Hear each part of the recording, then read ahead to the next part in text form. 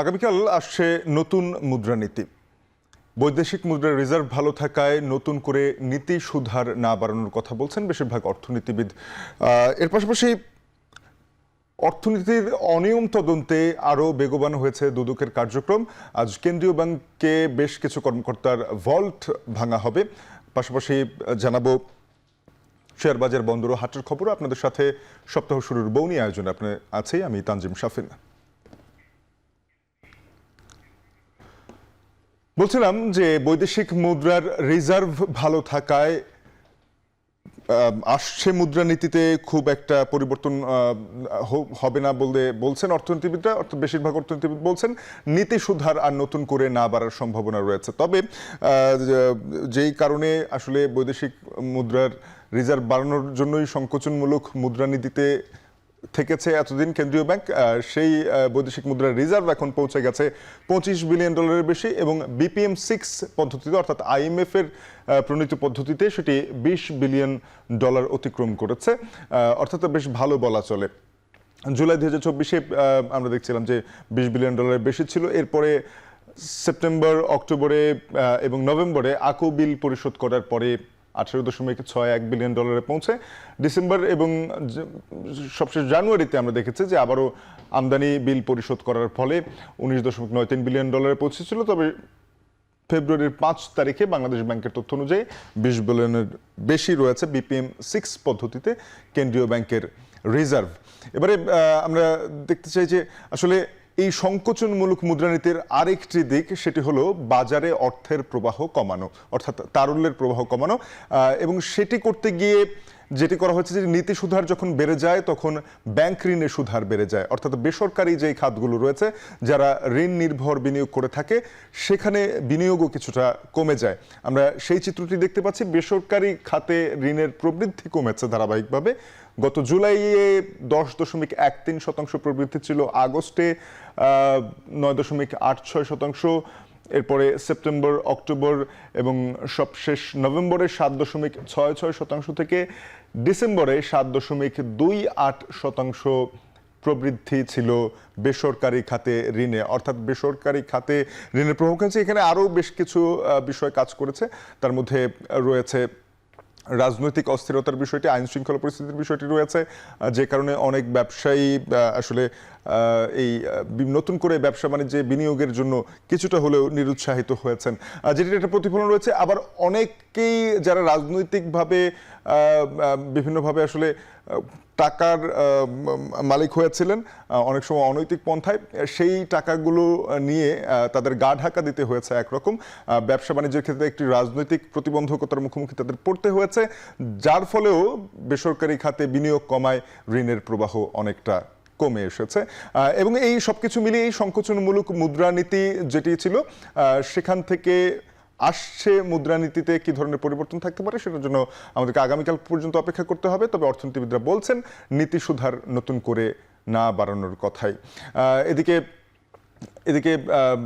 ATM এর ক্ষেত্রে automatic teller মেশিনে যারা টাকা তুলে থাকেন ভিন্ন ব্যাংকের কার্ড দিয়ে যখন টাকা তুলতে যাবেন তখন সেক্ষেত্রে দেখা যাবে যে টাকা তুলতে আগের চেয়ে বেশি খরচ হবে। অর্থাৎ আগে আমরা দেখেছি যদি 5 বার টাকা তোলা হতো তখনও 15 টাকা ছিল, এর বেশি বার টাকা তোলা ধরো অতিরিক্ত 15 টাকা সার্ভিস চার্জ গুনতে হতো অন্য ব্যাংকের এটিএমে। তবে এখন সেটি 30 টাকা পর্যন্ত হবে। 5 বার পর্যন্ত 15 টাকা করে থাকছে সার্ভিস চার্জ। এরপরে যখন অতিরিক্ত অর্থাৎ ষষ্ঠ বার থেকেই শুরু হবে সর্বোচ্চ 30 টাকা পর্যন্ত সার্ভিস চার্জ গুনতে হবে অন্য ব্যাংকের এটিএম থেকে টাকা তুলতে গেলে। এছাড়া স্থিতি অনুসন্ধানে রয়েছে সর্বোচ্চ 5 টাকা মূল্য নির্ধারণ করেছে, অর্থাৎ ব্যালেন্স চেকের যে বিষয়টি ক্ষুদ্র বিবরণীর ক্ষেত্রে 5 টাকা এবং তহবিল স্থানান্তরের ক্ষেত্রে সর্বোচ্চ 10 টাকা পর্যন্ত এই ভ্যাট বাড়ানোর ফলে আসলে এই সার্ভিস চার্জগুলো বেড়েছে। এবারে যে বিষয়টি নিয়ে কথা বলছিলাম যে অবৈধ সম্পদ অর্জনের অভিযোগ খতিয়ে দেখতে বাংলাদেশ ব্যাংকের কর্মকর্তাদের অন্তত ৩০০ লকার উন্মুক্ত করতে দুদকের ৮ সদস্যের প্রতিনিধি দল কেন্দ্রীয় ব্যাংকে এসেছে। সে বিষয়ে আমরা সবশেষ খবর জানতে চাই। কেন্দ্রীয় ব্যাংকে আছেন সহকর্মী আতাউর নিয়ন, যুক্ত হব তার সাথে।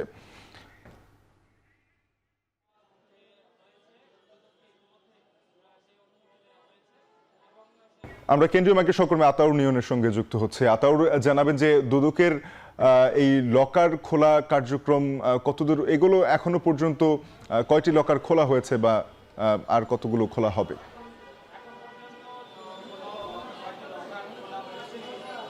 প্রথমেই বলি, যেমনটি বলছিলেন যে বাংলাদেশ ব্যাংকে আজকে দুদকের ৮ সদস্যের একটি প্রতিনিধি দল ইতিমধ্যে বাংলাদেশ ব্যাংকে প্রবেশ করেছে, যাদের মধ্যে ৬ জন হচ্ছে দুদকের কর্মকর্তা কর্মচারী রয়েছেন এবং ২ জন হচ্ছে নিরাপত্তা জনিত কারণে পুলিশ সদস্য রাখা হয়েছে। মোট ৮ সদস্যের একটি প্রতিনিধি দল বাংলাদেশ ব্যাংকে এসেছেন। এর মধ্যে বলে রাখি যে প্রথম যেদিন বাংলাদেশ ব্যাংকের সাবেক ডেপুটি গভর্নর এসকে সুরের লকার খোলা হয়, সেই দিন যিনি পরিচালন করেছিলেন অভিযানটি, সেই দুদকের পরিচালক সাইমুজ্জামান, উনি আজকে হচ্ছে যে বাংলাদেশ ব্যাংকের যে বাকি কর্মকর্তাদের যাদের লকার খোলা হবে সেই অভিযানের প্রতিনিধি দলের হচ্ছে নেতৃত্ব দিচ্ছেন।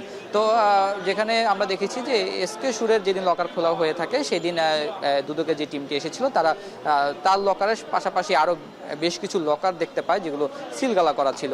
তো সাধারণত বলা হচ্ছে যে পতিত আওয়ামী লীগ সরকারের আমলে এস আলম, সালমান এফ রহমান বা নজরুল ইসলাম মজুমদার সহ যাদেরকে বিশেষ সুযোগ সুবিধা দেওয়া হয়েছে সেসব বাংলাদেশ ব্যাংকের কর্মকর্তারাই আসলে বিভিন্ন অনিয়ম বা অবৈধ সম্পদ অর্জনের ক্ষেত্রে সংশ্লিষ্ট বা সম্পর্ক রয়েছে বলে তাদের লকারটাই আসলে মূলত খোলার সিদ্ধান্ত নেওয়া হয়েছে। সেক্ষেত্রে প্রথমে আদালতের মাধ্যমে ৩০০ লকার বাংলাদেশ ব্যাংকে থাকা কর্মকর্তাদের ৩০০ লকার ফ্রিজ করে নেয় দুদক। এরপরে তাদের আদালতের কাছ থেকে অনুমতি নিয়ে পরবর্তীতে আজকে প্রথম সেই ৩০০ লকারের মধ্যে বেশ কিছু লকার কর্মকর্তাদের খোলা হবে। এর মধ্যে বিশেষ করে যে চিটাগং বাংলাদেশ ব্যাংকের শাখা রয়েছে বা চিটাগং শাখার যে কর্মকর্তারা রয়েছে, কারণ এস আলম যেই ব্যাংক খাতে যে অর্থ আত্মসাৎ করেছে বা দখল করেছে তার বড় অঙ্কই হচ্ছে চিটাগং যেই শাখা রয়েছে ব্যাংকগুলোর, ইসলামী ব্যাংক সহ অন্যান্য ব্যাংকগুলোর, এবং সে যারা সুযোগ সুবিধা দিয়েছে বাংলাদেশ ব্যাংকের তার শাখাটি হয়েছে চিটাগংয়ের।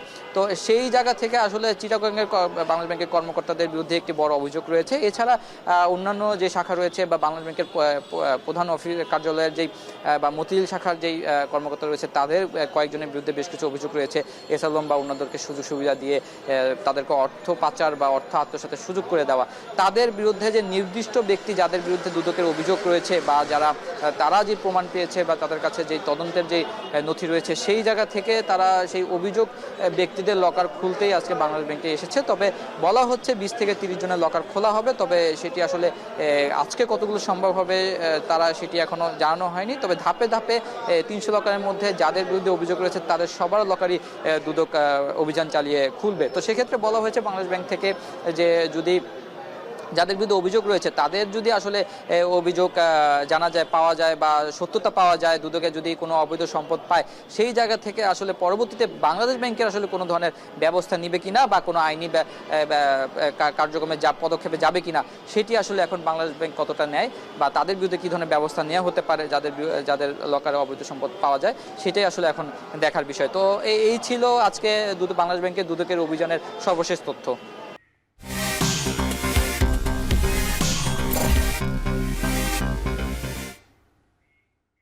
সপ্তাহের শুরুতে দেখে নেব ঢাকা স্টক এক্সচেঞ্জের লেনদেনের সবশেষ তথ্য। আজকের দিনে এখনো পর্যন্ত লেনদেন হয়েছে 262 কোটি 48 লাখ টাকার। এরই মধ্যে সার্বিক সূচক ডিএসইএক্স কমেছে 2.96 পয়েন্ট, দাঁড়িয়েছে 5176.21 পয়েন্টে। সরিয়া সূচকও কমেছে 1.63 পয়েন্ট, এখনো পর্যন্ত দাঁড়িয়েছে 1146.15 পয়েন্টে। এছাড়া ভালো ভিত্তির 30 প্রতিষ্ঠান নিয়ে DS30 সূচকটি 1.82 পয়েন্ট বেড়ে 1914.72 পয়েন্টে অবস্থান করছে। এর মধ্যে বেশিরভাগ প্রতিষ্ঠানের শেয়ার দর কমেছে 217টি প্রতিষ্ঠানের শেয়ারের, দর বেড়েছে 114টি প্রতিষ্ঠানের শেয়ারের এবং দর অপরিবর্তিত রয়েছে 65টি প্রতিষ্ঠানের শেয়ারের। এবারে চলতি সপ্তাহে বেশ কিছু প্রতিষ্ঠানের পর্ষদ সভা রয়েছে, তার বিস্তারিত তথ্যাদি দেখে নেব। সোনালী পেপার বোর্ড মিলস লিমিটেড 9 ফেব্রুয়ারি পর্ষদ সভা ডেকেছে। এছাড়া ক্রিস্টাল ইন্স্যুরেন্স কোম্পানি লিমিটেড এবং যমুনা অয়েল কোম্পানি লিমিটেড একই দিনে পর্ষদ সভা ডেকেছে। হিলি স্থলবন্দর দিয়ে রমজান কেন্দ্রিক পণ্য আমদানি বাড়ছে। বন্দরে দেশের বিভিন্ন স্থান থেকে আসতে শুরু করেছেন ব্যবসায়ীরা। বিস্তারিত জানাতে হিলি স্থলবন্দর থেকে যুক্ত হয়েছেন সহকর্মী সোহেল রানা। সোহেল, জানাবেন যে আমদানিকৃত পণ্যের ক্রেতা কেমন, সেগুলোর দাম কেমন পড়ছে? শাফিন, শুরুতে আমি আপনাকে একটু জানিয়ে রাখি যে হিলি স্থলবন্দর দিয়ে ভারত থেকে মূলত মসুর ডাল, খেসারি, ছোলা বুট এবং কিশমিশ, বাদাম থেকে শুরু করে আদা, রসুন, এছাড়াও রয়েছে নারকেল এবং যেই শুকনো মরিচ রয়েছে, এই পণ্যগুলো কিন্তু আমদানি হচ্ছে। তবে ব্যবসায়ীরা যেটি বলছেন যে বর্তমান দেশের বাজারে সরবরাহ ঠিক থাকবার কারণে এই পণ্যগুলোর চাহিদা বন্দরে তেমন একটা নেই, যার কারণে এই আমদানিটা যদিও বেশি পরিমাণ হচ্ছে তবে বিক্রি অনেকটাই কম বলে তারা কিন্তু দাবি করছেন এই বন্দরে যারা আমদানিকারক রয়েছেন তারা। আমি একটু আপনাকে দামের বিষয়ে জানাতে চাই শাফিন, সেটি হচ্ছে যে বন্দরে প্রতি কেজি মসুর ডাল বিক্রি হচ্ছে 124 থেকে 125 টাকা কেজি ধরে এবং খেসারি যে ডালটি রয়েছে সেটি বিক্রি হচ্ছে 100 টাকা কেজি ধরে এবং ছোলা যেই রয়েছে ছোলা বিক্রি হচ্ছে 102 টাকা কেজি ধরে। এটি কিন্তু এই দরে কিন্তু বন্দরে বিক্রি হচ্ছে। এছাড়া শুকনো মরিচ রয়েছে সেটিও বেশ চড়া দামে বিক্রি হচ্ছে। তবে এই পণ্যগুলোর যে আমদানি সেটি বাড়বার কারণে বন্দর যে কর্মপ্রাণ চঞ্চলতা সেটি ফিরেছে এবং বন্দরের শ্রমিক যারা রয়েছেন তাদের কাজের গতি বেড়েছে এবং আয়টি বাড়ছে বলে তারা কিন্তু বলছেন। আমি আপনাকে বিশেষ করে জানিয়ে রাখি যে এই বন্দরে বিশেষ করে অন্যান্য পণ্যে এই সময়টাতে পেঁয়াজের আমদানিটা ব্যাপক পরিমাণে হতো, যেহেতু সামনে রমজান, সেই কেন্দ্র করে কিন্তু পেঁয়াজের আমদানিটা বেশি হতো। তবে দেশীয় পেঁয়াজের সরবরাহ ঠিক থাকবার কারণে এই বন্দরে কিন্তু পেঁয়াজের আমদানি কমে তলানিতে নেমেছে। আমরা দেখছি যে কোনোদিন দুটি, কোনোদিন একটি কিংবা কোনোদিন আমদানি হচ্ছে না পেঁয়াজ আসলে এই বন্দরের। মূল কারণ হিসেবে ব্যবসায়ীরা বলছেন যেহেতু দেশীয় পেঁয়াজের সরবরাহ ঠিক রয়েছে, দেশীয় পেঁয়াজের দামটি স্বাভাবিক রয়েছে, যার কারণে কিন্তু এই পেঁয়াজটার চাহিদা দেশের বাজারে নেই। এই কারণে লোকসান এড়াতেই কিন্তু আমদানিকারকরা পেঁয়াজের আমদানিটা করছেন না, যার কারণে পেঁয়াজের যে যারা ব্যবসায়ী রয়েছেন, ক্রেতা পাইকার রয়েছেন, তারা কিছুটা বিপাকে পড়েছেন, কারণ তাদের আয়ে কিন্তু ভাটা পড়েছে এই সংকটটি তৈরি হওয়ার কারণে। তো সব মিলিয়ে বলা চলে কিন্তু শাফিন যে আসলে রমজান কেন্দ্রিক যে পণ্যগুলো রয়েছে সেটির আমদানি বেড়েছে, তবে বাজারে সরবরাহ ঠিক থাকবার কারণে বিক্রির যে গতি সেটি অনেকটাই ধীর গতিতে চলছে বন্দরে। শাফিন। সোহেল, আপনাকে ধন্যবাদ। সহকর্মী সোহেল রানা যুক্ত হয়েছিলেন হিলি স্থলবন্দর থেকে, জানাচ্ছিলেন রমজান কেন্দ্রিক পণ্যের আমদানি নিয়ে।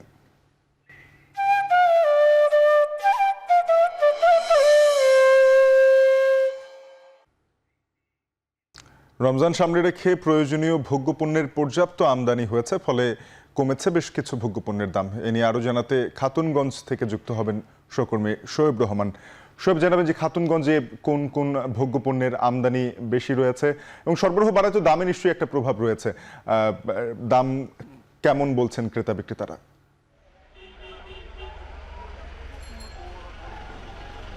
শাফিন, রমজানকে কেন্দ্র করে কিন্তু আরও আগে থেকে ব্যবসায়ীরা প্রস্তুতি নিতে শুরু করেছেন। বিশেষ করে এবারের রমজানের ব্যতিক্রম যেটি দেখেছি আমরা, যে সরকারের পক্ষ থেকে এক ধরনের প্রস্তুতি ছিল বেশ মাসখানেক আগে, অর্থাৎ 2 মাস আগে থেকে কিন্তু ভোজ্য তেল, চিনি এবং সেই সাথে খেজুর সহ বেশ কিছু পণ্যের উপর কিন্তু শুল্ক কমিয়ে আনে সরকার এবং সেই প্রেক্ষিতে আমরা দেখেছি ব্যবসায়ীরা সেটি সুফল এবার পেয়েছেন এবং তারা কিন্তু পর্যাপ্ত সময় হাতে পাওয়াতে সময় নিয়ে এবং কম শুল্কে পণ্য আমদানি করার একটি সুযোগ পেয়েছেন এবং সে কারণে মূলত বেশ কিছু পণ্যের দাম কমেছে। যেমন খেজুরের কথা যদি বলি, গেল বছর কিন্তু আমরা দেখেছিলাম যে খেজুরের শুল্ক বাড়িয়ে দেওয়ার ফলে খেজুর কিন্তু সাধারণ মানুষের ক্রয় ক্ষমতার অনেকটা বাইরে চলে গিয়েছিল।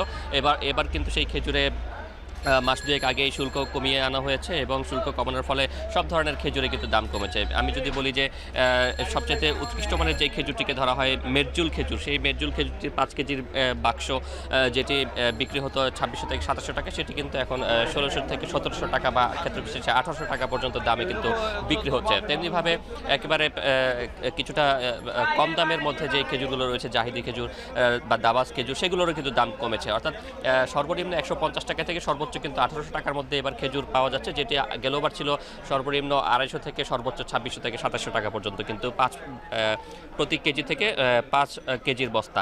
এবং একই সাথে ছোলার আমদানির কথা যদি বলি, ছোলার চাহিদা কিন্তু রোজায় থাকে 1 লাখ টনের মতো, কিন্তু সেখানে ছোলা আমদানি হয়েছে 93,000 টন এবং এর বাইরে গেল বছরের ছোলাও কিছু রয়েছে এবং সব মিলিয়ে কিন্তু পর্যাপ্ত ছোলা রয়েছে এবং সেই ছোলাতেও কিন্তু 5 থেকে 10 টাকা পর্যন্ত দাম কমেছে। ছোলা সহ অন্যান্য যে ডাল জাতীয় শস্য রয়েছে সেগুলোর প্রত্যেকটিরই কিন্তু 5 থেকে 10 টাকা পর্যন্ত কমেছে এবং ব্যবসায়ীরা বলছে সামনে আরও ছোলা আসবে এবং তখন কিন্তু দাম আরও কমতে পারে বলে তারা প্রত্যাশা করছেন। এবং একই সাথে চিনির কথা যদি বলি যে চিনিও কিন্তু দাম অনেকটা কিছুটা কমেছে। ব্যবসায়ীরা বলছেন যে চিনির যে চাহিদা রয়েছে সেই চাহিদা অনুযায়ী কিন্তু চিনি আমদানি হচ্ছে এবং বাজারে কোনো ধরনের সংকট নেই, পর্যাপ্ত সরবরাহ রয়েছে। এবং ব্যবসায়ীরা আরেকটি বিষয় যেটি বলছেন, যেহেতু এখনও রমজানের বেশ কিছুটা সময় বাকি রয়েছে, মূলত শবে বরাতের পরেই কিন্তু এইখানে খাতুনগঞ্জে খুচরা বিক্রেতারা ভিড় করতে থাকেন এবং শবে বরাতের পরেই কিন্তু এখানকার বেচাকেনা মূলত জমে ওঠে।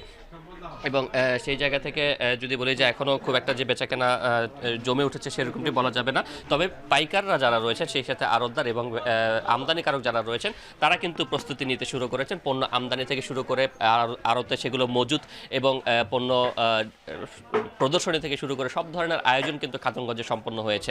তবে ব্যবসায়ীর একটি বিষয় যেটি বলছেন যে খুচরা বাজারে যদি দাম কমাতে হয় সেক্ষেত্রে খুচরা বাজারে মনিটরিং করতে হবে এবং মজুত থেকে একেবারে বিপণন পর্যন্ত প্রতিটি স্তরের প্রশাসনের নজরদারি বাড়াতে হবে। শাফিন। শোয়েব, আপনাকে ধন্যবাদ। সহকর্মী শোয়েব রহমান যুক্ত হয়েছিলেন বৃহৎ ভোগ্যপণ্যের পাইকারি বাজার খাতুনগঞ্জ থেকে, জানাচ্ছিলেন রমজানের ভোগ্যপণ্যের সরবরাহ দরদাম নিয়ে। এর সাথে শেষ করছি আজকের মৌনির আয়োজন। এখন টেলিভিশনের ওয়েবসাইট দেখতে ভিজিট করুন www.ekhon.tv। যুক্ত থাকুন ফেসবুকে facebook.com/tv.ekhon এবং ইউটিউবে দেখতে ভিজিট করুন youtube.com/c/ekhon tv।